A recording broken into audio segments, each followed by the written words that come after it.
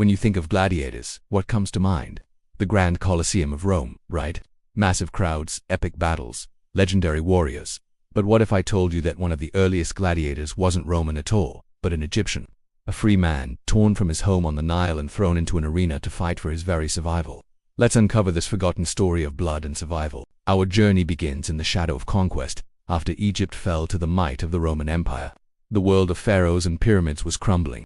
Many Egyptians, once proud farmers, artisans, and soldiers, were stripped of their freedom, enslaved, and shipped far from their homeland. Among them was a man whose true name history never recorded. Let's call him the son of a wanderer. He was captured, branded like cattle, and thrust into the brutal gladiator training schools, the infamous ludi. For him, this wasn't about glory or honor. It was a punishment, a living nightmare.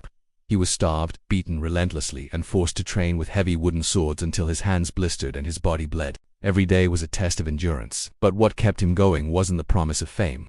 It was his deep-rooted Egyptian pride. His spirit was tied to the ancient gods of the Nile. Before every grueling match, he would whisper a silent prayer to Horus, the falcon-headed god, asking for the sharp eyes of the falcon to guide his hand and predict his opponent's moves. Imagine his first fight. He wasn't facing a monster but another terrified slave, a Thracian just as desperate to live as he was. The roar of the crowd was deafening, a wave of noise from thousands of people who didn't care who lived or who died. They just wanted a spectacle. Against all odds, the Egyptian survived that first brutal encounter. It wasn't superior skill that saved him, but sheer unyielding will to see another sunrise. With each victory he was given better food, fleeting moments of fame, and the attention of women, but these were just gilded bars on his cage. Every win meant another fight, another life to take, another step deeper into his enslavement. In Rome, they didn't know his name. They simply called him Egyptius, the Egyptian. To the roaring crowds, he was a thrilling piece of entertainment.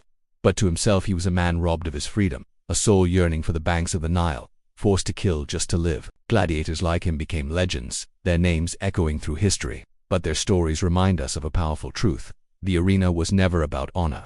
It was about raw, brutal survival. And for our Egyptian gladiator, every drop of blood he spilled on that sand was a prayer, a desperate hope that one day, his story, the story of a man who refused to be forgotten, would be told. Thanks for watching. If you found this story as compelling as I did, don't forget to like this video, subscribe to the channel, and hit that notification bell so you don't miss our next dive into the forgotten corners of history. See you next time.